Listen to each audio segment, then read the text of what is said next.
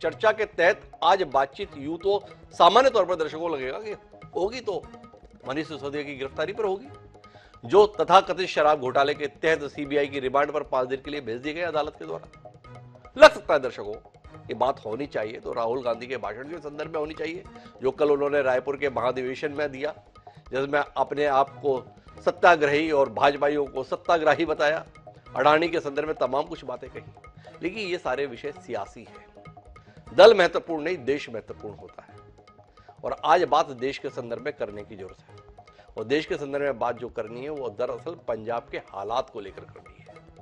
पंजाब में अचानक माहौल बदला हुआ है, और जो बदलाव है वो भविष्य को लेकर हमें चिंता में डाल रहा है। पिछले दिनों पंजाब के अंतर्गत जो वहां का सबसे प्रमुख शहर है, बड़ा पूजनीय शहर है, करोड़ों लोगों की आस्था का जो केंद्र है, उस अमृतसर में हालात बेहद तनावपूर्ण हुए।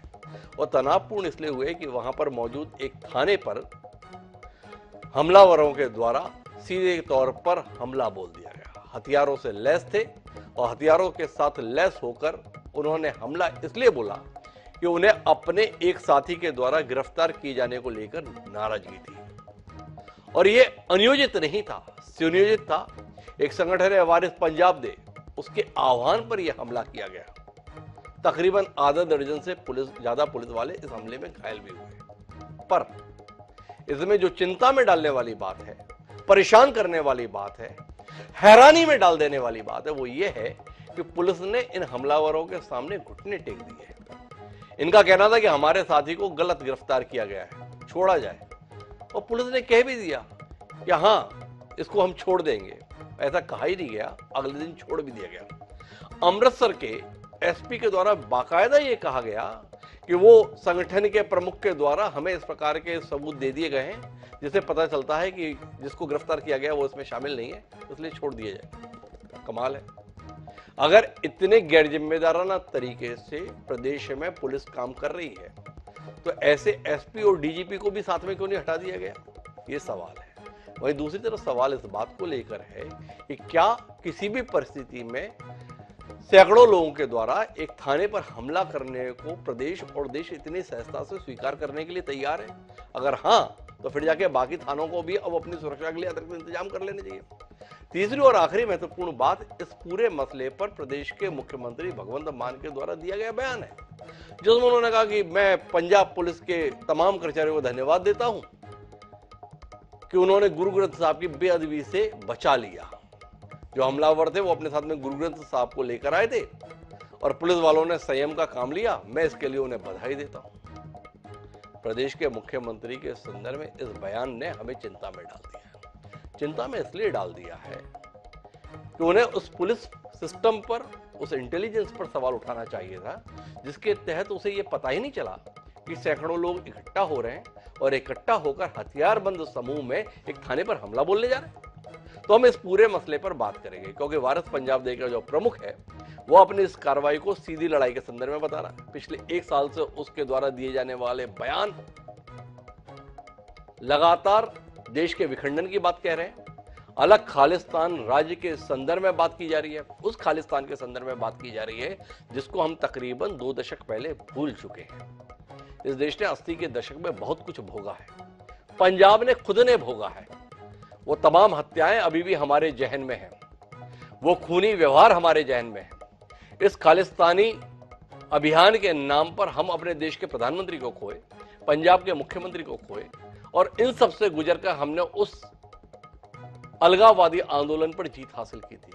क्या वो अलगाववादी आंदोलन एक बार फिर सिर उठा रहा है? अगर उठा रहा है तो क्या इस फन को अभी कुछ ले जाने की जरूरत नहीं है? ये सवाल है। ऐसे तमाम मसलों पर आज हम बात करेंगे। 4 खास मेहमान हमारे साथ इस चर्चा के लिए मौजूद हैं, उनसे आपका परिचय कराएं और देश के साथ जुड़े हुए संवेदनशील मसले पर कुछ राजनीति से परे बातचीत करें।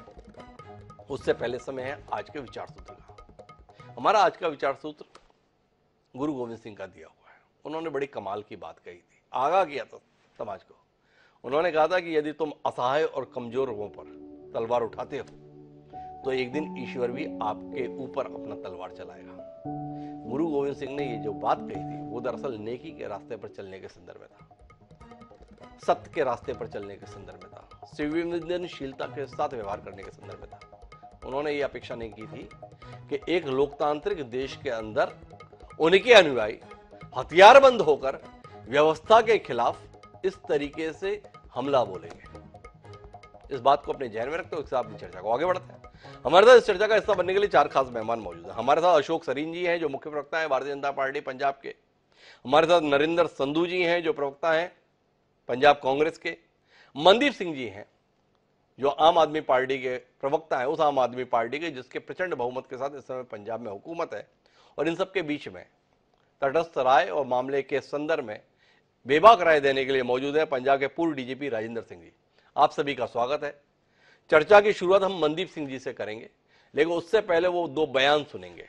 एक वारिस पंजाब दे के प्रमुख अमृतपाल का और दूसरा पंजाब के मुख्यमंत्री भगवंत मान का। एक बार सुनिए क्या कह रहे हैं। सिखां दा है राज दा जिहड़ा सुपना है, साडा खालिस्तान दा जिहड़ा एम है, ਉਹਨੂੰ ਈਵਲ ਤੇ ਉਹਨੂੰ ਟੈਬੂ ਨਾ ਬਣਾਇਆ ਜਾਵੇ। ਉਹਨੂੰ ਬੜੀ ਇੰਟੈਲੈਕਚੁਅਲ ਤਰੀਕੇ ਨਾਲ ਵੇਖਿਆ ਜਾਵੇ ਵੀ ਇਹਦੇ ਜੀਓਪੋਲਿਟੀਕਲ ਬੈਨੀਫਿਟਸ ਕੀ ਹੈ ਤੇ ਸਿੱਖਾਂ ਲਈ ਇਹਦੇ ਬੈਨੀਫਿਟਸ ਕੀ ਹੈ। ਸਿੱਖਾਂ ਲਈ ਸਰਵਾਈਵਲ ਲਈ, ਪੰਜਾਬ ਦੇ ਭਵਿੱਖ ਲਈ ਇਹ ਕਿਉਂ ਜ਼ਰੂਰੀ ਹੈ। ਜੇ ਤੇ ਇੰਡੀਆ ਪਾਕਿਸਤਾਨ ਜਾਂ ਇੱਥੋਂ ਜੀਓਪੋਲਿਟੀਕਲ ਸਿਚੁਏਸ਼ਨ ਦੇ ਵਿੱਚ ਸਾਨੂੰ ਮਿਡਲ ਗਰਾਊਂਡ ਬਣਾ ਕੇ ਸਾਨੂੰ ਕਲੋਨੀ ਦੀ ਤਰ੍ਹਾਂ ਯੂਜ਼ ਕਰਨਾ ਹੈ ਔਰ ਸਾਡੇ ਰਿਸੋਰਸਸ ਲੁੱਟ ਕੇ, ਸਾਡਾ ਕਲਚਰ ਸਪਰੈਸ ਕਰਕੇ, ਸਾਡਾ ਧਰਮ ਜਿਹੜਾ ਅਕੀਦਾ ਨੂੰ ਢਾਹ ਲਾ ਕੇ ਜੇ ਸਾਰਾ ਕੁਝ ਕਰਨਾ ਹੈ ਤੇ ਫਿਰ ਇਹ ਸਾਰਾ ਕੁਝ ਵਾਪਰੂਗਾ। और मैं ये पिछे नहीं है, ये पिछे कोई बंदा नहीं होता, बंदा सिर्फ चेहरा बनता है किसी आइडियोलॉजी का।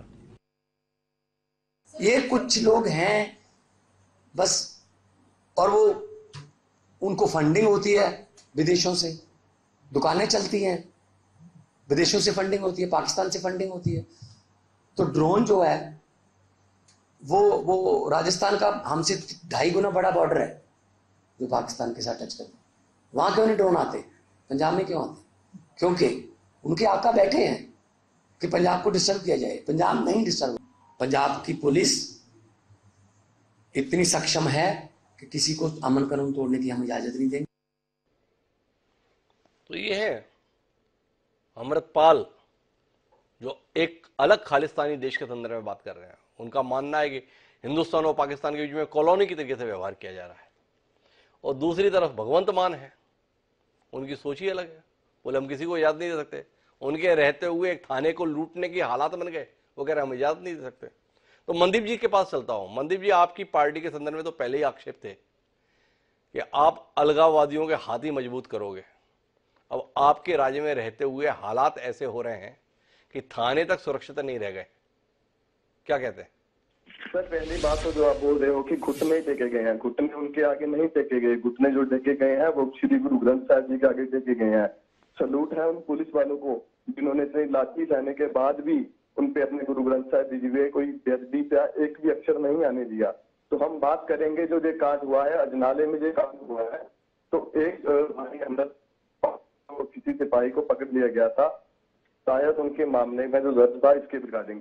अगर हम बोलें कि उन्होंने ये काम किया तो उन्होंने ये जो काम किया है ये श्री गुरु ग्रंथ साहिब की आड़ में लेकर काम किया है, तो हम फिर भी बोलेंगे हमारी पुलिस ने श्री गुरु ग्रंथ साहिब जी का आदर किया है, पिछली सरकारों की तरह नहीं। अगर यहाँ पे आज मोदी जी की सरकार होती और उनकी सीआरपीएफ बीएसएफ होती तो क्या वो इनका निरादर करते, श्री गुरु ग्रंथ साहिब का निरादर करते, जो पहले भी किया हुआ था। कांग्रेस के टाइम पे क्या कुछ नहीं हुआ, हमारे श्री गुरु दरबार साहिब जी पे कितने जाके डांगे चलाई, सब कुछ करा। क्या तर्क दे रहे हैं मनदीप जी? मतलब अब आप सारे अपराधियों को एक संकेत दे रहे हैं, कुछ करने की जरूरत नहीं, अपने साथ में गुरु ग्रंथ साहिब को लेकर आओ, पुलिस कुछ नहीं करेगी, जो मर्जी है करो, थाने लूटो, घर लूटो, कॉलोनी लूटो, बैंक लूटो, कुछ नहीं। क्यों? क्योंकि आप गुरु ग्रंथ साहिब को साथ में लेकर आए हुए हैं। वो आदमी जो वारिस पंजाब दे का अपने आप को प्रमुख बताता है, देश के टुकड़े कराने के संदर्भ में खुलकर बोल रहा है, सबको चुनौती दे रहा है, क्या कर रही है आपकी पुलिस? एक मिनट, गुरु ग्रंथ साहिब जी जो आपको बोल रहे हो कि घर लूटेंगे जी, गुरु ग्रंथ साहिब जी वो चीज है जो हर किसी को घर देते हैं, खाना देते हैं। खालसा एड का आपने नाम सुना हुआ है, ठीक है सर। गुरु ग्रंथ साहब जी के आड़ में मैंने बोला है कि आड़ में ये काम हुआ। क्या हम चाहते हैं अगर आपकी बीएसएफ होती है मोदी जी की तो गुरु ग्रंथ साहब जी के टुकड़े टुकड़े कर देते। पहले भी कई बार ये हो चुका है, पहली सरकारें होती तो ये बेअदबी कांड भी होता, इतने कांड हो चुके हैं। हमारी सरकार श्री गुरु ग्रंथ साहब जी का आदर करते मंत्री जी, हैं। मैं आपकी बात ही नहीं समझ पा रहा। गुरु ग्रंथ साहिब को, मतलब आपकी बातचीत से तो ये समझ में आ रहा है कि अब अगर कोई भी अपराधी गुरु ग्रंथ साहिब को साथ में लेकर किसी काम पे पहुंच जाए तो अब पुलिस कुछ नहीं करेगी, बल्कि मुख्यमंत्री जी उनको प्रशंसा पत्र देंगे कि आपने बहुत अच्छा किया कि कुछ नहीं किया। यही समझाना चाह रहे हैं ना आप प्रदेश और देश को? पहली बात तो मैं आपकी टोकूंगा, जो सिख है वो आपकी नजर में अपराधी ही क्यों माने जाते हैं? क्यों सिख अपराधी हैं? वो सिख थे, ठीक है, उन्होंने अपना रोज जताया, हमारी पंजाब पुलिस ने डांगे खाई, इतना कुछ सहा, फिर भी क्या हो गया? लास्ट में जो हुआ है वो कोऑपरेट हुआ है। क्यों? आप चाहते थे कि हम ये उन पे गुरु ग्रंथ साहब जी पे डांगे चलाते, ये करते। हमारी सरकार इस चीज को प्रमोट नहीं करती। अगर गलती हुई है तो ठीक है, उस चीज की भरपाई होगी। जिन्होंने उस टाइम पे जो चलाया है उन पे कार्रवाई भी होगी, बराबर कार्रवाई भी। क्या कार्रवाई करोगे? आपने तो उस लवप्रीत सिंह को तुरंत छोड़ भी दिया। एसपी आपका बयान दे रहा है कि हाँ गलत गिरफ्तार कर लिया था। क्या कार्रवाई की आपने उस एसपी के खिलाफ जिसने इस प्रकार का तमाशा पूरे देश के सम्मुख पंजाब का बना के रख दिया, अमृतसर के संदर्भ में बनाकर रख दिया? क्या किया आपने डीजीपी के संदर्भ में? अगर आपको लग रहा है कि एक बेगुनाह आदमी को जेल में डाल दिया गया था तो ऐसी कार्रवाई करने वालों के खिलाफ कुछ किया आपने? कांग्रेस की सरकार थी, बेअदबी कांड हुए तब कहां थे आप? ये मोदी मीडिया जो गोदी, मतलब क्या बात कर रहे हो यहाँ पे? गोदी मीडिया और मोदी मीडिया की कहां से बात आ गई? यहां पर सवाल उठ रहा है कि एक थाने पर लोगों ने हमला कर दिया, सैकड़ों लोगों ने, आप उसके खिलाफ आज 4 दिन होने को गए, एक कार्रवाई नहीं कर सके। घुटने टेक दिया आपने, उस अपराधी को आपने छोड़ भी दिया। अशोक सरीन इसमें कोई हस्तक्षेप करने जा रहे हैं। एक बार अशोक सरीन की बात सुनते हैं। देश ने सुना कि मनदीप सिंह जो आम आदमी पार्टी के प्रवक्ता है वो क्या कह रहे हैं। उन्हें इस बात को लेकर कोई शर्मिंदगी नहीं कि थाने पर हमला हुआ, उन्हें इस बात को लेकर भी कोई शर्मिंदगी नहीं कि एक गिरफ्तार व्यक्ति को छोड़ने का ऐलान एसपी ने कर दिया, उन्हें इस बात को लेकर भी कोई शर्मिंदगी नहीं कि एक शख्स जिसका नाम अमृतपाल है, जिसके संगठन का नाम वारिस पंजाब दे है, वो देश के विभाजन की बात कर रहा है, उसको लेकर कोई शिकायत नहीं। उन्हें शिकायत है तो इस बात को लेकर कि अगर बीएसएफ होती, अगर भाजपा होती, अगर कांग्रेस होती तो पता नहीं क्या होता। हमने देखो कुछ नहीं होने दिया। तो अशोक सरीन जी, आपके पास रुक करता हूं, क्या कहते हैं आप लोगों ने बिल्कुल लानत मलानत कर दी थी। जो कुछ भी साहसिक काम किया है, सराहना योग्य काम किया है, वो आम आदमी पार्टी की इस सरकार ने किया है। मेरे को सुन पा रहे हैं? जी बिल्कुल। हिमांशु जी, मैं समझता हूं बहुत ही आम आदमी पार्टी के प्रवक्ता ने जलालत की तरह बात करी है। मैं समझता हूं शर्मिंदा होना पड़ रहा है। हम जितने लोग बैठे हैं मोदी सरकार पर बात कर रहे हैं, मैं राजनीति से ऊपर उठ के कहता हूं कि गुरु गोविंद सिंह, गुरु ग्रंथ साहब का अपमान कहीं भी स्वीकारित नहीं है।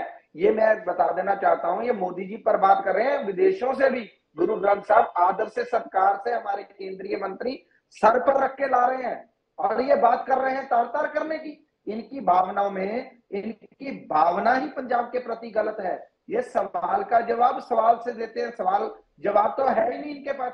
थाने पर कब्जा, मंदिर पर हमला, जेल में कत्ल, व्यापारियों से फिरौती, गोली वो मारे जा रहे हैं। कॉलेज यूनिवर्सिटी में आज भी एक नौजवान मरा। आज कितने कत्ल हुए हैं? आज के दिन में 2 कत्ल हो गए तरन तारण में। कॉलेज यूनिवर्सिटी का लड़का मरा। 9वीं कक्षा के छात्र नशे की ओवरडोज से मर रहे हैं। ये पंजाब को क्या बताना चाहते हैं? आज पंजाब की जो संस्कृति, सभ्यता से जाना जाता था, आज पंजाब वो आज कत्लो गर्त वाला पंजाब हो गया। वो पंजाब वो हो गया जिसकी मुटियारें नशे की ओवरडोज करना शुरू हो गई। वो पंजाब जिसके बच्चे 9 साल का बच्चा, 9th क्लास का बच्चा, केवल 14 साल का बच्चा वैरोवाल अमृतसर में नशे की ओवरडोज से मर रहे हैं और मुख्यमंत्री जी कह रहे हैं सब कुछ ठीक है। सरी साहब, मेरा सीधे सीधे इस मसले पर आपसे जानना है, हुआ क्या? अमृतसर धार्मिक आस्था का केंद्र, क्या ऐसा हुआ कि हजारों लोग एक थाने पर कब्जा कर लेते हैं, पुलिस वालों को पीट देते हैं और हद यह है जिसको छुड़ाने गए तो उसे छुड़ा भी लेते हैं? इस कमाल के संदर्भ में कुछ बताइए ना। हिमांशु जी, पंजाब सरकार में हर स्तर पर फेल हो गई। पंजाब का लॉ एंड ऑर्डर फेल हो गया और पंजाब का इंटेलिजेंस विभाग पूर्ण रूप से फेल हो गया। और 4 दिन से वो बंदा बोल रहा है, सरेआम बोल रहा है, पुलिस वालों के सोटियां पड़ रही हैं, तलवारों से पुलिस पर हमला हो रहा है। सर फट रहे हैं। अगर पुलिस सुरक्षित नहीं है तो पंजाब सुरक्षित कैसे होगा, पंजाबी सुरक्षित कैसे होंगे? मैं समझता हूं इस घटना ने हर पंजाबी को शर्मसार किया है। केवल इस घटना ने हर पंजाबी को शर्मसार नहीं किया है, बल्कि हर देशवासी को चिंता में डाल दिया है कि जाना कहां चाह रहे हैं और पंजाब कहां जाएगा। मेरे साथ में नरेंद्र सिंधु जी हैं जो प्रवक्ता है कांग्रेस पार्टी के लिए। उससे पहले मैं राजेंद्र सिंह जी के पास आना चाहता हूं, डीजीपी के पूर्व रूप में काम किए हुए हैं पंजाब के संदर्भ में। इस हालात को लेकर उनसे समझना चाहता हूं, क्या पंजाब वापस उस घटनाक्रम की तरफ लौट रहा है जिससे बड़ी मुश्किल से निकल कर आया था? अलगाव के उस दौर से, खून खराबे के उस दौर से, रक्तपात के उस दौर से, अराजकता के उस दौर से, क्या हम वापस उस दिशा में जा रहे हैं? क्योंकि जिस तरीके से थाने पर हमला और जिन्होंने हमला किया वो अभी भी खुलेआम घूम रहे हैं, ये पूरे देश को चिंता में डाल रहा है। थोड़ा रोशनी मिलेगी राजेंद्र सिंह जी आपसे। देखिए, ऐसा है कि जो भी बात यहाँ कर रहे हैं वो जिम्मेवारी से करनी चाहिए जी। और जो पंजाब का लॉ एंड ऑर्डर का हिस्ट्री रहा है पहले, उसके कॉन्टेक्स्ट में करना पड़ेगा जी। तो जब ये टेररिज्म खत्म हुआ था उस वक्त ये सवाल उठता था कि वापस क्या टेररिज्म दोबारा आएगा। हम लोगों ने कहा था कि नहीं आएगा। आज भी हम यही कहेंगे कि आज दोबारा नहीं आ सकता। कारण उसका बेसिक ये है कि लोग इसको नहीं चाहते। कुछ लोग हैं जो फ्रस्ट्रेट हो जाते हैं, जो क्राउड मेंटालिटी में चले जाते हैं, वो इसकी बात करते रहते हैं। उनके कई लोगों के वेस्टेड इंटरेस्ट भी हैं जी ऐसी बात करने के। तो जो ये अजनाला वाली बात को हम इतना हमें चिंता कर रही है, देखने में ऐसे लगेगा जो आप कह रहे हैं जी, पर असलियत कुछ और है। इसकी जो असलियत अगर देखा जाए जी तो वो यह है कि इसमें प्रोटेस्टर्स एक्सपोज हो गए हैं कि उन्होंने सीमा पार की है। जी प्रोटेस्टर इस बात पे भी एक्सपोज हुए हैं कि उन्होंने श्री गुरु ग्रंथ साहब का सहारा लिया है। जी। प्रोटेस्टर इस बात पे भी एक्सपोज हुए हैं कि क्या कर रहे हैं, लोगों को क्यों नहीं अमन शांति में रहने देते और क्यों ऐसे गैर जिम्मेवार बयानबाजी कर रहे हैं। और लोग इस सारी बात को नोट भी करते हैं, समझते भी हैं, कन्विंस्ड भी हैं इस बात से कि ये जो हो रहा है गलत हो रहा है, इसको तरीके से रोकना चाहिए। अब ये भी मजबूरी है कि इस बात को प्रवोक ना किया जाए जी। आगे ना बढ़े बात। पुलिस की बहुत बड़ी जिम्मेवारी है। ऐसी दशा में अगर पुलिस रेस्ट्रेंट ना यूज करे, क्लैश हो जाए, तो वहां लोगों का मरना और क्राउड में से ऐसा शरारती हो आपको नुकसान कर दे, बाद में ब्लेम स्टेट पे लगाए, लॉ एंड ऑर्डर पे लगाए, बात को और भड़काए, ये सारी चीजों की पॉसिबिलिटी। सो इसलिए बहुत जरूरी है कि हम जिम्मेवारी से देखें इसको। पुलिस ने जो रिस्ट्रेंट किया है, पुलिस में बहुत सारे लोग सिख लोग हैं, उनकी भी आस्था श्री गुरु ग्रंथ साहब के साथ जुड़ी हुई है। तो पर पुलिस ने जितना भी आज तक काम किया है, पहले जितने बड़े क्राइम खालिस्तान रिलेटेड या टेररिज्म रिलेटेड निकले हुए यहाँ, वो सभी डिटेक्ट हो चुके हैं, बंदे पकड़े गए। तो मैं थोड़ा माफी के साथ आपसे हस्तक्षेप करूंगा। 3-4 सवाल है बतौर पुलिस अधिकारी आपसे। क्या यह पुलिस या तंत्र का फेल्यूर नहीं है कि इतनी बड़ी संख्या में हथियारबंद लोग इकट्ठा हो जाते हैं और पुलिस रोक नहीं पाती क्योंकि वो थाने तक पहुंच जाते हैं? पहला सवाल। दूसरा, क्या ये इंटेलिजेंस फेल्यूर में आप नहीं मानते हैं कि ये प्रदर्शनकारी नहीं थे, ये हमलावर थे, ये हथियारों के साथ आए थे और हमला करने की तैयारी के साथ और अपराधी को छुड़ाने के लिए आए थे, लवप्रीत को, और तंत्र को ये पता नहीं चला? दूसरा सवाल। और तीसरा जो आशंका, मैं जब मनदीप जी से बात कर रहा था तो मैंने कहा था कि अगर आप कह रहे हैं कि गुरु ग्रंथ साहब को बेअदबी से बचा लिया, तो क्या ये नया रास्ता नहीं खुल गया है कि अब जिसको भी अराजकता फैलानी हो वो पूजनीय गुरु ग्रंथ साहिब को साथ में ले, पुलिस देखती रहेगी क्योंकि भगवंत मान ने तो कह दिया है बहुत बढ़िया आपने कुछ नहीं किया, और उसकी आड़ में लोग अराजकता करें क्योंकि यहां पे भी अराजकता हुई? ये तीसरा सवाल। और चौथा और आखिरी सवाल, थोड़ा लंबे हो गई बात, कि एसपी ने कह दिया कि जिसने जो इस संगठन का प्रमुख है उसने सबूत दे दिए, लवप्रीत दोषी नहीं है इसलिए हम उसे छोड़ दे रहे हैं। इतने लाचार तंत्र, ऐसी लाचार पुलिस व्यवस्था, चारों पर आपकी तरफ से जरा रोशनी मिले। पहला क्वेश्चन था आपका कि वो हथियार बंद होके आए हैं जी, वो गलत हथियार हैं, कुछ उसमें लाइसेंसी हैं, कुछ गलत हो सकते हैं। जी, तो उसमें पुलिस की यही मजबूरी है कि बात को बढ़ाने से कैसे रोका जाए, क्लैश ना हो। जी, दूसरी बात है वो जो उनका मनोरथ था, उद्देश्य था कि इसको छुड़वाना है हमें, जी, तो पुलिस ने काफी संख्या में वहां इकट्ठे होकर इस बात को रोकने के लिए तैयारी तो की थी। जी, जितनी जनसंख्या में पुलिसमैन वहां हाजिर थे, वो उनका मंशा तो यही होगी कि हम इनको रोकेंगे। अब मैं तो वहां मौके पर नहीं था, मैंने उनको कमांड नहीं किया, इसलिए मैं ये कहना स्पष्ट रूप में ये कहूँ कि हाँ हमारी यही मंशा थी। मंशा जरूर होगी कि इनको रोकना चाहिए, ये गलत होगा। जी, अगर वो बंदे को जबरदस्ती उठा के ले जाए, ये लॉ एंड ऑर्डर से उल्ट होगा। जी, पर मौके पे जब सिचुएशन को डेवलप हो जाती है, उसको सेंसिटिविटी उसकी देखते हुए उसको सिचुएशन को बचाने के लिए कोई ना कोई और डिसीजन भी लिया जाता। जी, वो जो बात है आपकी चौथी जी, कि वो उन्होंने छोड़ दिया एसपी ने, जी, वो वे भी एक तरह की एक ऐसी बात है कि माहौल को थोड़ा सा कंट्रोल में रखा जाए।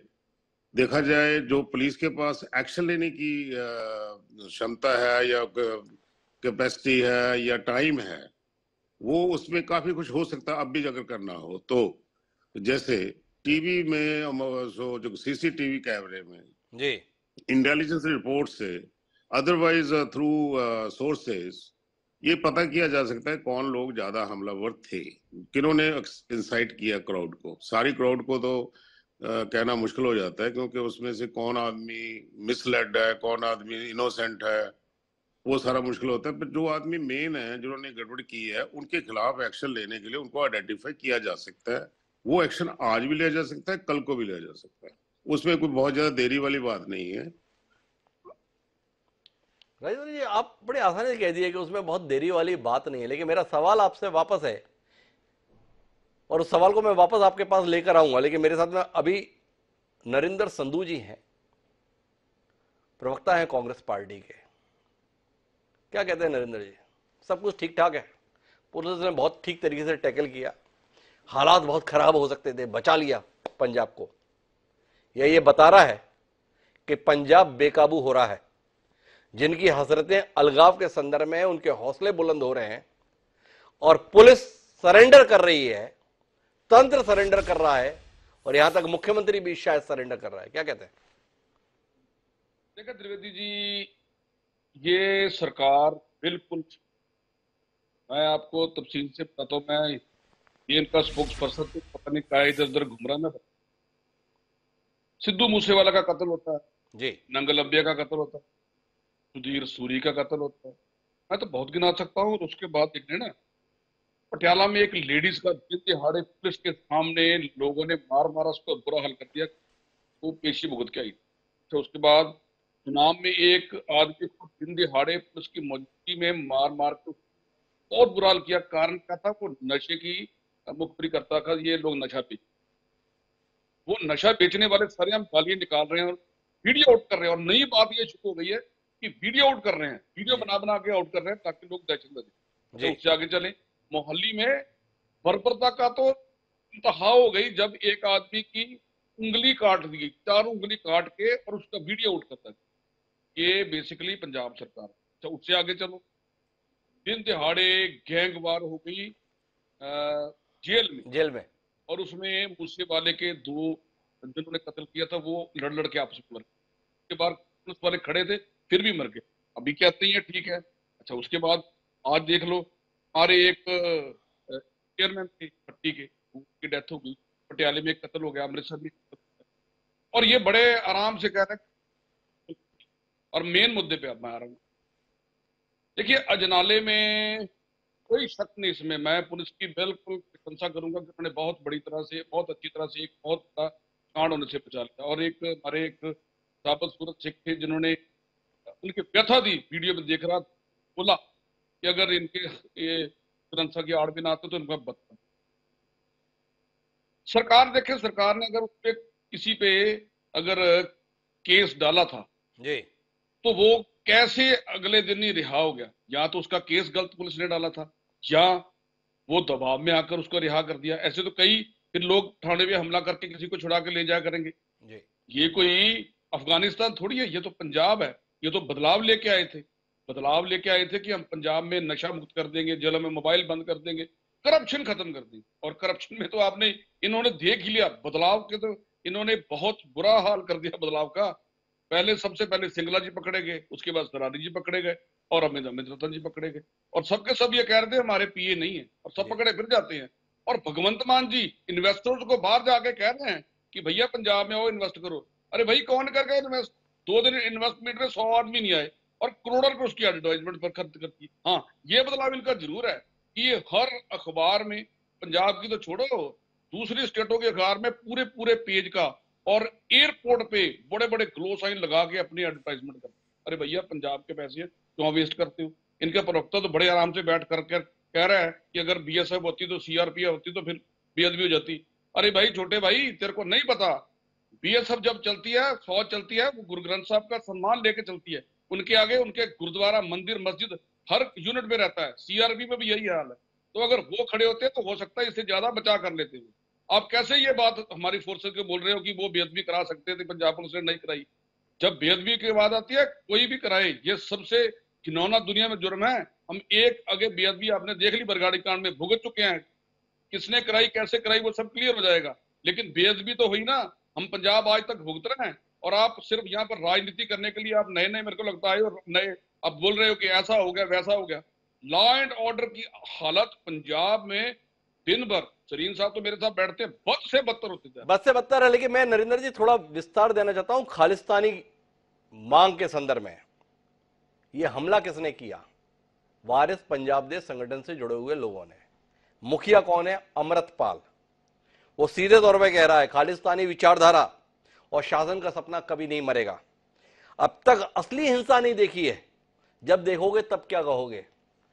और वो व्यक्ति अभी भी बाहर है, जो सीधे तौर पर इस हमले की जिम्मेदारी ले रहा है, खुले तौर पर ले रहा है, वो व्यक्ति बाहर है। क्या माने कि पंजाब में अब खालिस्तान की मांग देश विरोधी नहीं रही।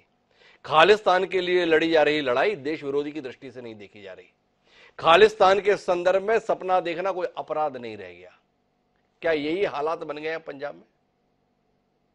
सुधांशु जी देखें, राजेंद्र जी अच्छी तरह समझेंगे इस बात को, क्योंकि ये डीजीपी रहे हैं पंजाब के जी। देखिए, खालिस्तान की मांग कई बार उठी है यहाँ पर, एक बार नहीं उठी, शुरू से उठती आई है और दब जाती है, उठती आई और दब जाती है जी।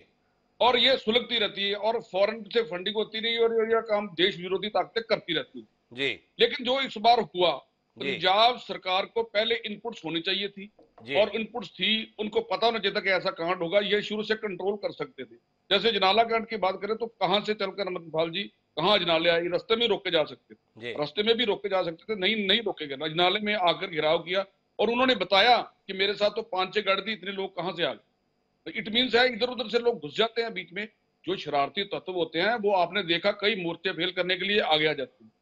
हमारे पंजाब को किसी की नजर लग गई है, हम पार्टी से उठ के बात करते हैं। ये प्रवक्ता आम का सिर्फ अपनी बात करी जाता है, मैं तो ऊपर उठ के बात करता हूँ। जब पंजाबियत की बात आती है तब मैं कांग्रेस की बात नहीं करता, मैं बात करता हूँ पंजाब के सम्मान की। पंजाब में जो काला दौर हमने देखा है उसकी बात कर देता हूँ। अरे भैया नहीं, ये छोटा बच्चा है हमारा, हमने तो वो तक अपने पीठ पे डाया है। मैं जब 84 कांड हुआ तब मैं मेरे ख्याल से फर्स्ट ईयर में पढ़ता था, तो मेरे को तो सब मालूम है क्या हुआ, कैसे हुआ। राजेंद्र जी तो सब जानते हैं, तरीन जी भी छोटे होंगे, मनदीप भी छोटा होगा।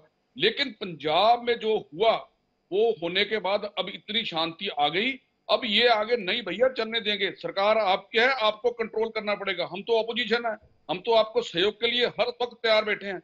लेकिन आप इन्वेस्टमेंट करके या बाहर जाके अपने जो सिसोदिया जी पकड़े गए उनको जाकर वो कह रहे हो कि ऐसे क्यों पकड़े गए, ऐसे क्यों पकड़ गए, उनको छोड़ो भैया, अपने पंजाब की बात करो। वो कानून इंसाफ करेगा, कानून करेगा इंसाफ उनका। अगर शराब घोटाले में फंसे तो कानून उनका इंसाफ करेगा। आप पंजाब में आके देखो, इन्वेस्ट अपने आप आएगा अगर पंजाब खुशहाल होगा। पंजाब की चिंता करो, सीधे तौर पर कह रहे हैं नरेंद्र संधू जी। मैं वापस मनदीप जी के पास आता हूँ, काफी कुछ कह रहे थे मनदीप जी उस समय, तो मनदीप जी वापस लौट कर आते हैं। क्या हुआ, संभल नहीं रहा क्या दिल्ली में सरकार आप दावा करते हो बहुत अच्छी चला रहे हैं, पर वहां पे कानून व्यवस्था आपके हिस्से में नहीं रहती, तो उसमें आप इन सवालों से बच जाते हो। पर पंजाब के संदर्भ में फेरिस्त गिना दी, नरेंद्र जी ने, कैसे धारावाहिक तौर पर हत्याओं का दौर चल रहा है, सड़क पर, घर पर, जेल में, जहां मौका मिल रहा है लोग एक दूसरे को मार रहे हैं। और मेरा जो सवाल आपसे पिछली बार भी था, अब वापस है कि जो थाने में हमले के लिए जिम्मेदार संगठन है उसका प्रमुख अभी भी खुलेआम घूम रहा है। क्यों घूम रहा है, थोड़ा बताएंगे? देखिए, मैं आपकी हर बात का जवाब दूंगा। पहले जो है, मेरे को इन्होंने बोला मेरे सर हैं, ये मेरे से उम्र में बड़े हैं, सभी कुछ, इनका आदर करना मेरा मान है।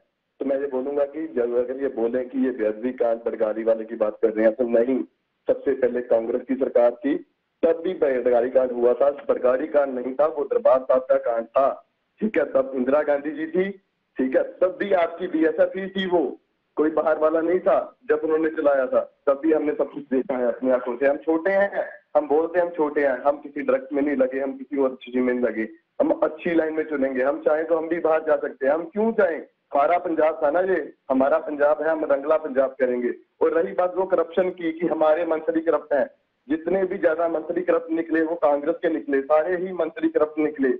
हर एक मंत्री को जेल देखनी पड़ रही है। अमृतसर के चेयरमैन दिनेश बत्ती जी, जो सिद्धू जी के बड़े खास रहे हैं, कैप्टन जी के बड़े खास रहे माफ हैं। करना मंदिर जी, आपके पास मेरे सवालों का जवाब नहीं है क्या?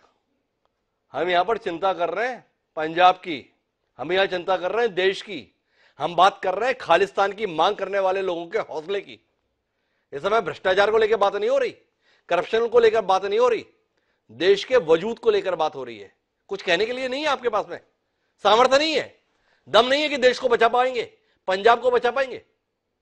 क्यों पंजाब ऐसा नहीं है सर? पिछले इतने सालों में पंजाब को जो हालात करे हैं, ये बीजेपी की जो सरकार थी, गठजोड़ की सरकार थी, ये अकाली दल की सरकार, उन्होंने बराबर जो हाल किया। उसके बाद कांग्रेस की सरकार 10 साल रही, उन्होंने भी तो यही कुछ करा। हमारी साल 1 साल हुआ सरकार बनी को, तो इनको दिक्कत आ रही है, प्रॉब्लम आ रही है। क्यों?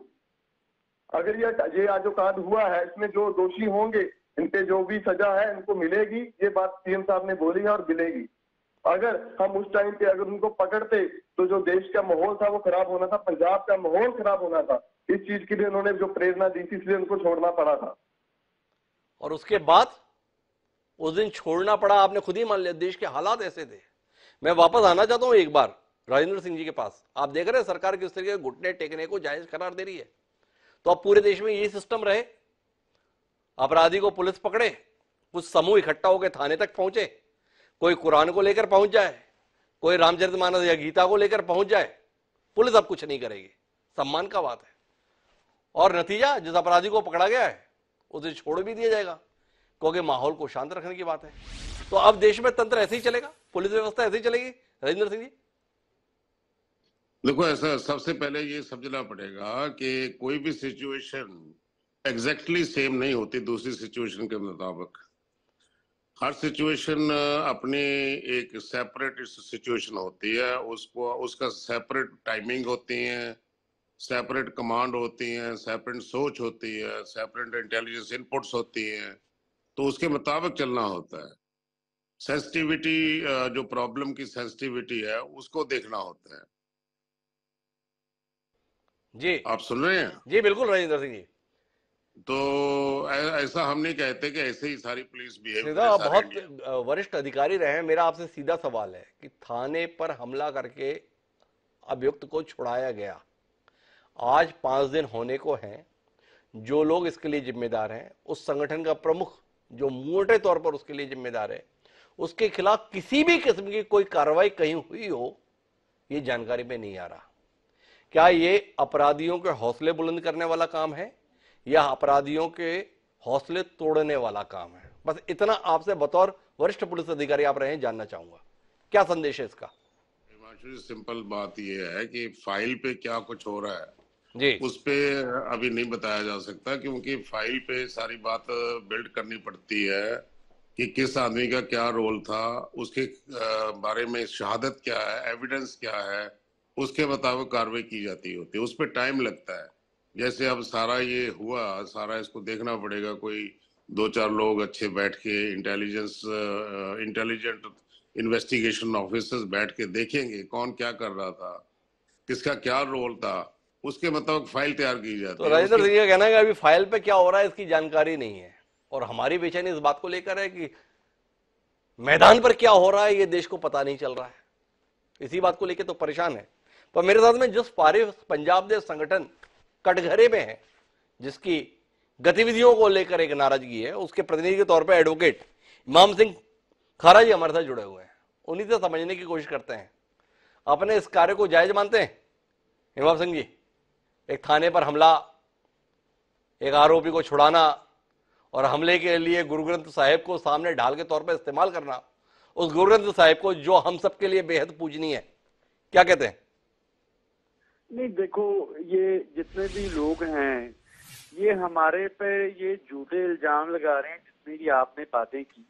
पहली बात तो मैं शुरू करना चाहूंगा भी 19 फरवरी का जो शहीद भाई दीप सिंह सिद्धू का जो शहीदी समागम था जी, उस पर भाई अमृतपाल सिंह ने ऐलान किया था भी हम अपना जो पीसफुली प्रोटेस्ट करेंगे और प्रोटेस्ट का फॉर्म होगा जो सिख कौम का ट्रेडिशन है, खालसा वहीर।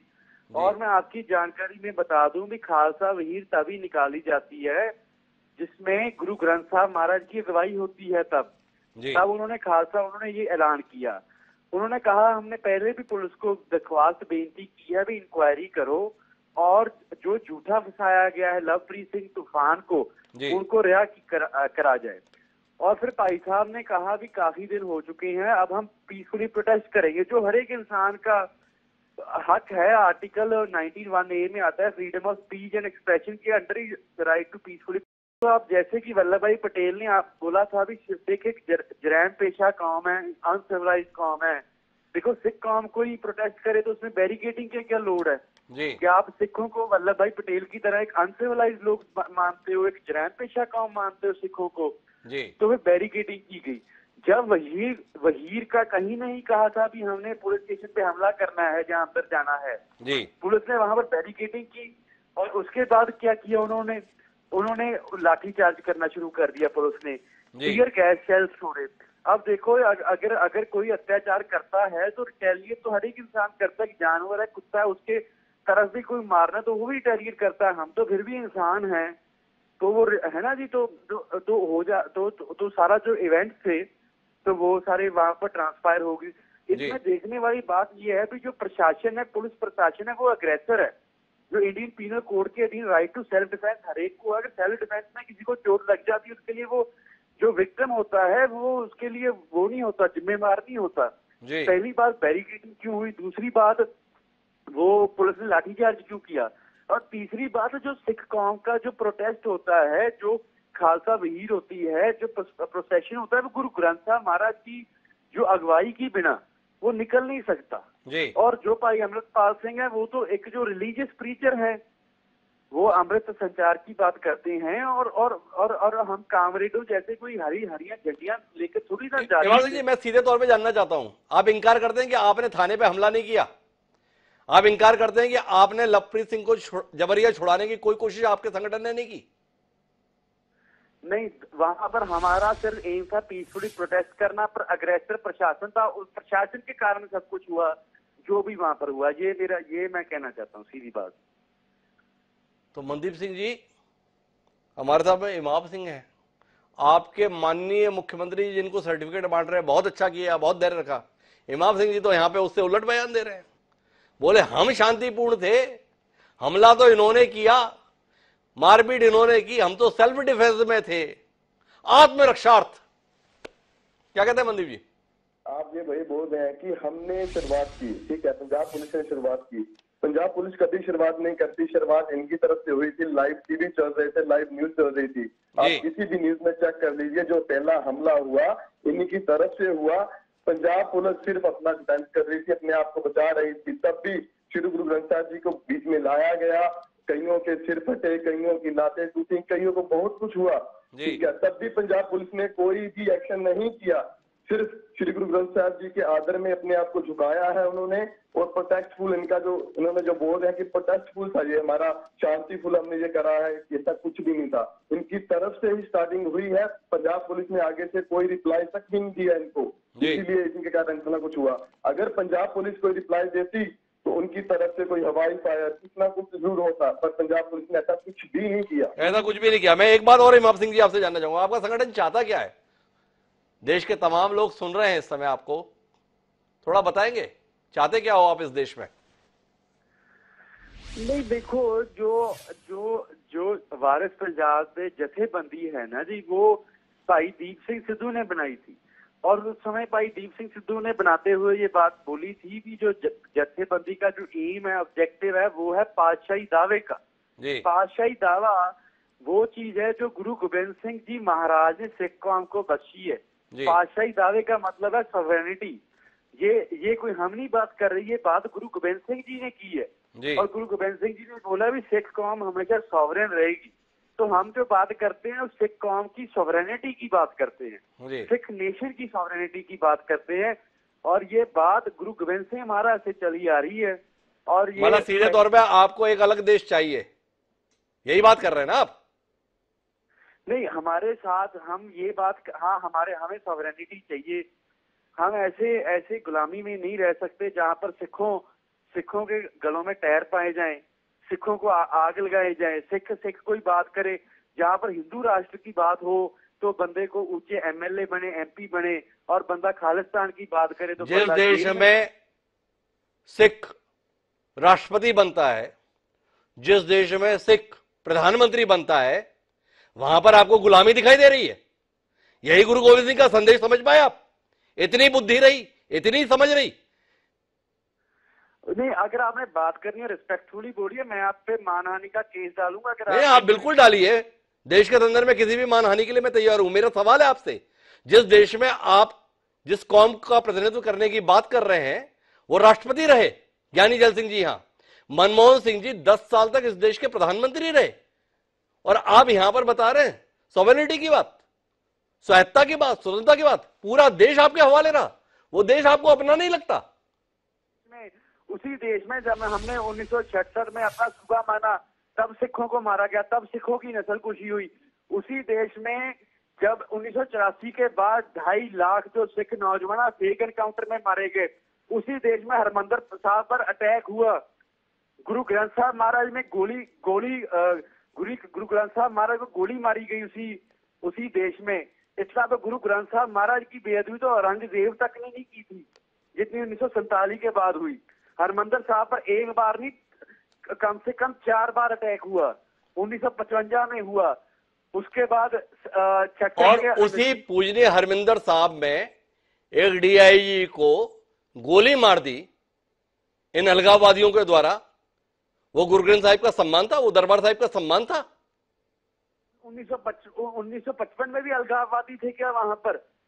47 के सही 8 साल बाद हरमंदिर साहब पे अटैक हुआ, फौज भेजी गई अंदर, क्या तब भी अलगाववादी थे? जब आपसे सवाल किया तो अब आप 1955 में, आप 1984 की बात कर रहे हैं। मेरा सवाल था आपसे, मिंडर वाले वहां पर बैठकर जिस प्रकार से कार्रवाइयों को अंजाम दे रहे थे, वो वाकई गुरु नानक जी से लेकर गुरु गोविंद सिंह जी ने जो संदेश दिए उसका पालन कर रहे थे? सवाल है। मैं वापस अशोक सरीन जी के पास आना चाहता हूं। अशोक सरीन जी, इस सोच के साथ संगठन मौजूद होकर सक्रिय है पंजाब में, क्या उम्मीद करें भविष्य को लेकर? तो आने वाला भविष्य जो है उस पर सोचने पर, विचार करने पर आज हर पंजाबी और देशवासी मजबूर है। देखो, मैं ये कहना चाहता हूं इस सरकार, क्योंकि सरकार का फेलियर है। सरेआम गुरवंत सिंह पन्नू बोलता है कि हमने फंडिंग करी, तो मुख्यमंत्री जी केजरीवाल जी का कोई बयान नहीं आता। क्या वो लोग जो विदेशों में बैठकर देश को तोड़ने का काम करते हैं और सरेआम देश के प्रति बोल रहे हैं, उसकी जो है निखेधी भी नहीं करती पंजाब की सरकार? पंजाब के मुख्यमंत्री साहब ये बात करते हैं कि पंजाब के अंदर लॉ एंड ऑर्डर ठीक है। मैं आपके ध्यान में लाता हूं हिमांशु जी, जालंधर में पुलिस के डीसीपी को इनके एमएलए ने पीटा, किसी और ने नहीं पीटा, इनके एमएलए ने पीटा, तो भी कुछ नहीं हुआ। ये तो बात करते हैं कि अब ये 84 की बात कर रहे थे, वारिस से 5 के जी के बाद सबसे ज्यादा कांग्रेस की सरकार रही। ये जो मुद्दा है, ये मुद्दा उन बातों पर राजनीति करने का नहीं है, पंजाब की अमन शांति भाईचारे का मुद्दा है। मैं बीजेपी से हूं, मैं पार्टीबाजी से ऊपर उठ के कहता हूं कि हमें पंजाबियत पंजाबियों को बचाना है। आज हमारा पंजाब का एक दृष्टिकोण देखने का, आप पंजाब प्रांत से बाहर के हैं, आप लोगों का दृष्टिकोण बनता जा रहा है कि पंजाबी जो है वो गलत रास्ते पर जाते हैं, देश के खिलाफ जाते हैं। पंजाबियों का दृष्टिकोण बिगाड़ रहे हैं ये लोग, और सरकार इसके लिए जिम्मेदार है। सरकार आप केवल आम आदमी पार्टी की सरकार को जिम्मेदार ठहराएंगे या देश की सरकार से भी हम कोई उम्मीद करें? खुलेआम इस देश से अलग होने की बात जिस संगठन के द्वारा की जा रही है, उस संगठन का वजूद आपकी मजबूत सरकार के रहते हुए बना हुआ है। इसके संदर्भ में कोई बात नहीं कहेंगे अशोक सरीन जी? क्या हम आपकी सरकार से उम्मीद ना रखें जो देश में हुकूमत कर रही है? ऐसे संगठन की सोच का नेतृत्व करने वाले लोगों पर कार्रवाई के लिए क्या आम आदमी पार्टी की सरकार के भरोसे ही रहना होगा, या देश का सबसे बड़ा राजनीतिक दल, सबसे बड़ा राष्ट्रवादी दल जो अपने आप को बताता है, उससे भी कोई उम्मीद रख ले? हिमांशु जी, हमारी सरकार, केंद्र की सरकार ने इनपुट दिया था। ये सरकार तो प्रोपेगेंडा कर रही है। अगर state police, law and order state का मैटर है, पर हमारी केंद्र की सरकार ने इनपुट दिया, भाई कोई घटना घट सकती है, पुलिस थाने पर आरपीजी अटैक हो गया, तो इन्होंने इनपुट को इग्नोर करा। हमारी सरकार ने कहा कि कुछ शरारती लोग पंजाब को तोड़ने की बात कर, ये हमारे इनपुट्स को कहते हैं कि दखल दे रही है। हमारे इनपुट के संदर्भ में ध्यान ही नहीं देते हैं, ये कह के बच जाना चाहते हैं अशोक सरीन जी। मुझे आना है नरेंद्र संधू जी के पास में आखिरी दौर की बातचीत के लिए, लेकिन उससे पहले एक बार फिर कोशिश करूंगा मैं राजेंद्र सिंह जी से समझने को। इतने सतही तौर पर देखना चाहेंगे राजेंद्र सिंह साहब, ये आप महसूस कर रहे हैं किस तरीके की सोच और किस तरीके की भाषा बंद कमरों में नहीं, सार्वजनिक स्तर पर एक बार फिर शुरू हो चुकी है? क्या आपको नहीं लगता है कि यह मसला महज एक थाने पर हमले का नहीं है? यह चिंगारी है, समय रहते नहीं चेते तो लपटों में बदल जाएगी, और लपटें जब फैलेंगी तो वो ये देखकर नहीं फैलेंगी कि घर किसका है, किसी सिख का है, किसी हिंदू का है, किसी मुसलमान का है। सारे घर जद में आएंगे। जिस खालिस्तानी आंदोलन की बात करते हैं उसमें जो जाने गई थी वो केवल हिंदुओं की नहीं गई थी, सिख कौम की भी बड़ी संख्या में जाने गई थी। क्या कहते हैं राजेंद्र सिंह जी? हिमांशु जी, आपने जो कहा है वो एक चैलेंज, मैं उसको चैलेंज मानता हूँ। सरकार के लिए चैलेंज है, पुलिस के लिए चैलेंज है। उस पर सिस्टमैटिक काम होना चाहिए जी, और ध्यान रखना पड़ेगा कि क्या ये डेवलपमेंट्स क्या हो रही हैं, इसको कैसे न्यूट्रलाइज करना है और समाज में शांति बनाए रखना होगा। तो मेरा ख्याल है कि सरकार और पुलिस इस घटना से सतर्क हुई है, और वो उनके जैसे बयान आए हैं आज के पेपर्स में कि हम एक्शन लेंगे, जो भी कल्प्रिट्स हैं उनके खिलाफ एक्शन लेंगे। तो देखते हैं अब क्या करते हैं। ये होना चाहिए कि ऐसे नहीं अलाउ करना चाहिए कि जिससे लोगों में सहम आए, जिससे लोगों में बेचैनी फैले, जिससे लोग कुछ मिसलीड हो जाएं, वो ऐसे नहीं होना चाहिए। वैसे ओवरऑल जितने लोग यहाँ जो समझदार लोग हैं पंजाब के, वो समझते हैं कि कुछ वेस्टेड इंटरेस्ट सिचुएशन क्रिएट करके उसका फायदा लेना चाहते हैं, उसका फायदा मिलेगा नहीं। जैसे कुछ लोग ऐसे भी हैं कि कुछ उन्होंने किया होता नहीं, वो वैसे ही कह देते हैं, रिस्पॉन्सिबिलिटी ले लेते हैं कि मैंने करवाया, मैंने फंडिंग की है, मैंने किया। ऐसा कोई हमने काफी कुछ देखा हुआ है पहले। उसको हमने असलियत क्या है उसमें देख के उसके मुताबिक काम करना होगा। तो राजेंद्र सिंह जी इत्तेफाक रख रहे हैं, संजीदगी से लिए जाने की जरूरत है, बहुत गंभीरता से काम करने की जरूरत है, पर वो गंभीरता क्या राजनीतिक स्तर पर है, ये सवाल है नरेंद्र संधू जी। क्या आपको लगता है कि ये समय राजनीतिक दलों के आपसी लड़ाई का है, या समय आ गया है जिसमें सारे दल एक टेबल पर बैठे और किस दिशा में जाएगा पंजाब इसका फैसला करें? क्या बोलते हैं नरेंद्र जी? देखें, खारा जी मेरे को सुन पा रहे हैं? जी बिल्कुल, ठीक है। देखिए, खारा जी को मैं कहना चाहता हूँ, देखिए हमारे भाई हैं, चाहे वारिस पंजाब के हैं, चाहे बीजेपी के, चाहे अकाली दल के, सारे हैं तो पंजाब जी। देखिए, आप खालसा बहीर निकालें, बहुत अच्छी बात है, किसी ने आपको रोका नहीं। आपने नशों के लिए बच्चे जो आ रहे हैं उसमें पतित पुणे में हो रहे हैं, उनको आपने दूर किया, बहुत अच्छी बात। अपने अमृतपान लोगों को कराया, बहुत अच्छी बात। किसी ने आपको रोका नहीं। हमने भी, हमारे राजा वड़िंग ने भी कहा कि अच्छी बात है, ये कर रहे हैं तो बहुत अच्छी बात है। लेकिन आप खारा जी देखो, आप भी पंजाबी हो, मैं भी पंजाबी हूँ। ये बात मतलब आप बंदूकें लेकर गंडासे लेकर कृपाने लेकर मान लिया आपने हमला नहीं किया, एक मॉब आप लेकर जाते हो, मॉब आउट ऑफ कंट्रोल हो जाए, थाने पर हमला, गुरु ग्रंथ साहब जी की परमात्मा ना करे, एक बरगाड़ी कांड से हम उठ नहीं पा रहे, अगर कुछ हो जाता तो हम किसको मुंह दिखाते? मतलब बदनामी किसी की भी होती, हम तो पंजाबी थे, सब बदनामी तो हमारे पंजाब की होती ना। आप वारिस पंजाब के हो, मैं कांग्रेस हूँ, कोई बीजेपी से है, कोई अकाली दल से है, कोई आम आदमी पार्टी से है, तो हम पंजाबी तो मशहूर है। हमारे को गेस्ट आता है उसको हम प्रोणाचारी बहुत अच्छी करते हैं, मेहमान नवाजी के लिए प्रसिद्ध है, शूरवीर है, बॉर्डर की रक्षा के लिए हम सबसे आगे रहते हैं। लेकिन मेरे हिसाब से देखिए खारा जी, ये कोई बात अच्छी नहीं। आप करो कोई ऐसा काम करो जिसमें सारी कम्युनिटी आपको सहयोग करे और आप लोग अपने पास आपके पास आए कि भैया ये काम की। देश विरोधी कोई काम हमारे लिए, मेरे नरेंद्र संधू जी, खारा साहब ने तो सीधे तौर पर स्वतंत्रता और स्वायत्ता की बात की है, थोड़ा इस पर टिप्पणी करिए। अच्छी बात तो बहुत अच्छी बात है कि आप समाज के लिए कर रहे हैं, समाज के लिए कर रहे हैं। वो जो बात कर रहे हैं उसका अंतिम निचोड़ एक स्वतंत्र देश के संदर्भ में है। आपकी पार्टी ने लंबी लड़ाई लड़ी है, क्या कहेंगे नरेंद्र जी? खारा जी के साथ जाना है? जी मैं देखिए, मैं कोई भी जो तोड़ने वाली बात करेगा मैं उसका समर्थन नहीं। हम आगे बहुत विभाजित हो चुके हैं, देखिए क्या बन गया हमारे पंजाब का, कितना था छोटा हो गया, कितना का कितना रह गया। देश कितना था, हिंदुस्तान, पाकिस्तान, बांग्लादेश बीच में थे, क्या क्या छोटा रह गया। क्या इसके अभी और टुकड़े करना चाहेंगे? नहीं। आपसी सौंदर्य, आपसी भाईचारे से हम अगर रहेंगे तो बहुत अच्छे रहेंगे, कहीं भी रह सकते हैं। मतलब आप सिखों की बात कर रहे थे, कांग्रेस की बात कर रहे थे, नहीं, आपके मन में ये गलत है, ठीक है, मैं मानता हूँ 84 में जो हुआ बहुत ज्यादा गलत हुआ, उसको सबसे ज्यादा दुख हमको है, हम सिख हैं, हमको भी दुख है, वो नहीं होना चाहिए था। काला धब्बा था, काला दौर था जो निकल गया, उसको रिपीट नहीं करना चाहिए, वो निकल गया। लेकिन कांग्रेस की बात करें तो कांग्रेस ने देखिए ज्ञानी जैल सिंह राष्ट्रपति बनाए, अपनी कोई गांव की कुर्सी नहीं सरपंच छोड़ता। सोनिया गांधी जी ने मनमोहन सिंह को प्रधानमंत्री बनाया। हमारे प्रधान जो राजा वड़िंग जी वो एक सिख हैं, एलओपी जो है वो प्रताप सिंह बाजवा जी सिख हैं, और मैं पंजाब का स्पोक्समैन आपके सामने सिख बैठा हूँ।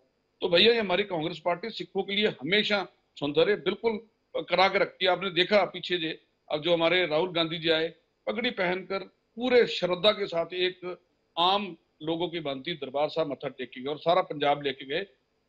सौंदर्य की बात, प्यार की बात कीजिए, सत्कार की बात कीजिए, आपसी भाईचारे की बात कीजिए, मैं सबके साथ आऊंगा। हमने देखा जब किसान आंदोलन था तो मैं भी उसमें गया, मैं कांग्रेस ही थी, मैं फिर भी उसमें गया, मैंने जाकर उसमें अपना श्रमदान किया, मैंने लंगर बरताया, मैंने सेवा की, मेरा जोश, मेरा जज्बा था। ऐसे होना चाहिए कि आप किसी पार्टी की हो, हमारे वारिस पंजाब में आकर काम करो, पंजाब के लिए व्यक्ति भी, मेरे हिसाब से ये काम होना चाहिए। मैं वापस खारा जी के पास लौटता हूँ। खारा जी थोड़ा सा समझाएंगे, इस देश में ऐसा क्या है जो आपको नहीं मिला, जिस कारण से आपको लगता है कि हमें अलग चाहिए? देखो, एक बार ना जनता पार्टी ने इंदिरा गांधी को जेल में डाला था जी, तो उसको छुड़वाने के लिए जहाज अगवा किया था, तो वो इस देश में उनको एमएलए की टिकटें मिली, एमपी की टिकटें मिली, उसको किसी ने निंदा नहीं किया उनकी इस बात को भी। आप एक अपराधी को, इंदिरा गांधी जो जेल में थी उसको छुड़वाने के लिए आपने एक हवाई जहाज हाईजैक कर लिया, उसकी कभी बात नहीं होती। यही तो बात है ना जी। और हम अगर खालसा वहीर निकाले सिर्फ पुलिस स्टेशन के सामने प्रोटेस्ट करने के लिए तो आतंकवादी कहलाते हैं। यही तो है जो दूसरे दर्जे का ट्रीटमेंट है। और क्या होता है, जो अगर बहु गिनती, इंदिरा गांधी बहु गिनती थी, हिंदू समाज को बिलोंग करती थी, तो उसकी किसी बात का इतराज नहीं किया जाता। पर अगर सिख हैं वो खालसा वहीर निकाल लें, प्रोसेशन निकाल दें, तो उनको जरैन पेशा कौम जो कहा जाता है। मतलब आप थाने पर हमला बोल दें, वर्दीधारियों को घायल कर दें, तो इस पे किसी को सवाल नहीं करना चाहिए, इस पे किसी को आपत्ति नहीं करनी चाहिए, इस पर आपका स्वागत, अभिनंदन होना चाहिए। खारा साहब, गलत कर दिया हम लोगों ने जो ये सवाल कर लिया कि इस देश में थाने पर अगर एक मॉब आकर हमला करे तो ये बड़ा सम्मानपूर्ण कार्य है। और जिस गुरु ग्रंथ साहिब के संदर्भ में इतना सम्मान हम सब लोग रखते हैं, इस काम के लिए आप उनका इस्तेमाल कर लें। उनका सम्मान में जो सर झुका रहना चाहिए था, उनकी मौजूदगी में इस देश की कानून व्यवस्था को हाथ में लेने की गुस्ताखी आप करें, ये उनके प्रति सम्मान है। जिन्होंने इंदिरा गांधी के लिए जहाज अगवा किया, क्या वो आतंकवादी थे कि नहीं थे? कौन ने इंदिरा गांधी के लिए जहाज अगवा कर लिया और उसका देश ने स्वागत कर लिया? इंदिरा गांधी को इसी देश में जेल में डाल दिया गया। ये वो देश है, इस देश में कानून का राज रहा है। आप उसके संदर्भ में इतनी लचर दलील के साथ में काम कर सकते हैं। इस देश में आप जहाज अगवा करोगे उसका अभिनंदन किया जाएगा? क्या बात करते हैं खैर साहब, इतने पढ़े लिखे आप आदमी हैं और ऐसी दलील के साथ में भाई अगर कोई एक मोटरसाइकिल भी अगवा करेगा तो उसके संदर्भ में उसे जेल की हवा खानी पड़ेगी। देश इस कानून के साथ चलता हुआ आया है। मैं आखिरी बातचीत के लिए एक बार फिर अशोक सरीन जी के पास आना चाहूंगा। सरीन साहब, विभाजन साफ तौर पर दिख रहा है। पंजाब के संदर्भ में चिंताएं हमारी ज्यादा विकराल स्वरूप ले रही हैं। क्या उम्मीद करें? आम आदमी पार्टी की आलोचना करने से आपका दायित्व पूरा हो जाएगा या विषय देश की अखंडता का है? आपसे कोई उम्मीद करें समय रहते आप कोई कदम उठाएंगे या इसी बात का इंतजार करेंगे भगवंत मान और कितने अलोकप्रिय हो जाए, आम आदमी पार्टी और कितनी खलनायक हो जाए, तभी हम कुछ करेंगे? हिमांशु जी, किसी भी प्रकार से किसी भी स्तर पर कोई भी विभाजन देश के अंदर नहीं होने दिया जाएगा। ये हमारे गृह मंत्री जी ने दो टुक एक प्रेस वार्ता के दौरान बात कही। और देश की एकता अखंडता के लिए हम निरंतर प्रयासरत थे, निरंतर कार्यरत हैं और हमें देश की एकता अखंडता को बनाए रखने के लिए कड़े से कड़े प्यार भरे कैसे भी कदम उठाने पड़े हम उस पर कार्य करेंगे।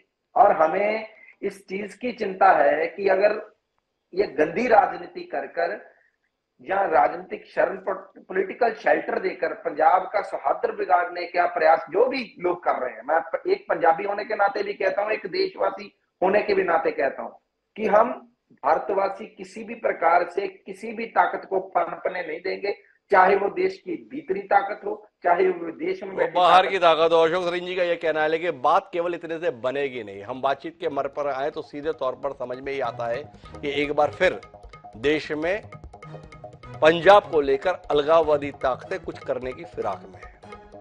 यह समय दलों के आपस में लड़ने का नहीं बल्कि देश के लिए इकट्ठे होने का है।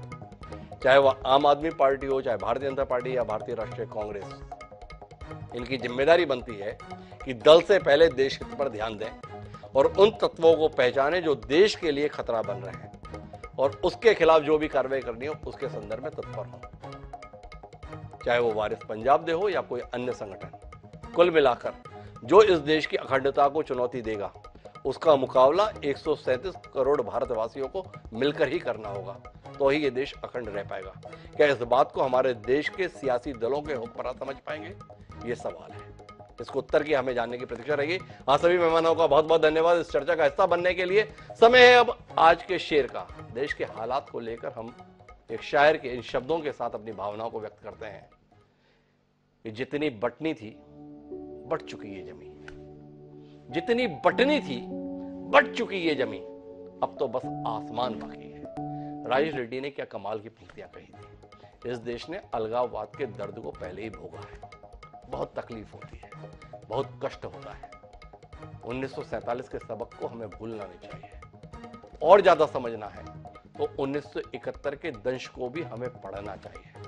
अगर हम उस दर्द और उस दंश को समझ लेंगे तो फिर किसी विभाजन के संदर्भ में पहल करने की शायद कोशिश नहीं करेंगे। ये देश किसी एक का नहीं, हम सबका है। इस भावना के साथ ही बने रहने की जरूरत है। ये भावना हम 137 करोड़ भारतवासियों में जितनी ज्यादा रहेगी उतना ही ये देश के लिए बेहतर होगा और हमारे लिए भी बेहतर।